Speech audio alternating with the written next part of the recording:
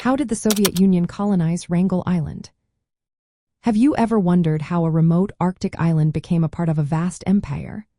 Wrangel Island, located in the Arctic Ocean, has a fascinating history of colonization by the Soviet Union.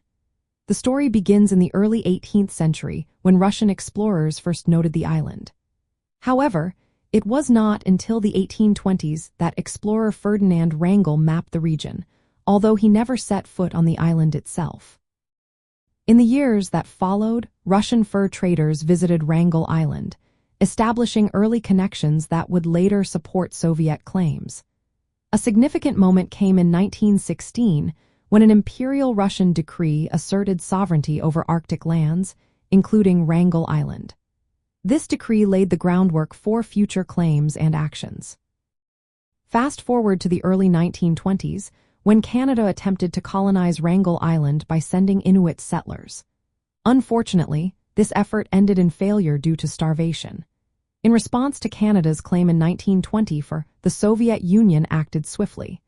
They dispatched an icebreaker to the island, removed the Canadian settlers, and raised the Soviet flag.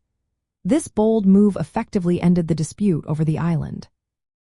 Permanent Soviet occupation began in 1926. A group of Chukchi and Russian families landed on Wrangel Island with supplies intended to last several years. Despite the harsh Arctic conditions, which included heavy ice that limited access by sea, the Soviet presence grew. They established scientific stations to reinforce their control over the island. In 1926, the Soviet Union also introduced the sector principle. This legal framework claimed Arctic lands between specific meridians extending from the Soviet coast to the North Pole.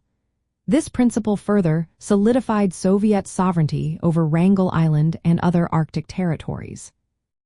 From a geographical perspective, the Soviet colonization of Wrangel Island was part of a larger strategy to assert control over Arctic regions. The island's unique ecosystem, home to polar bears, walruses, and reindeer, was recognized for its ecological importance.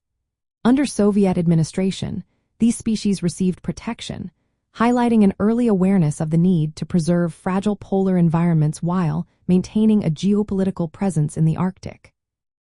So, the colonization of Wrangel Island by the Soviet Union was not just about claiming land.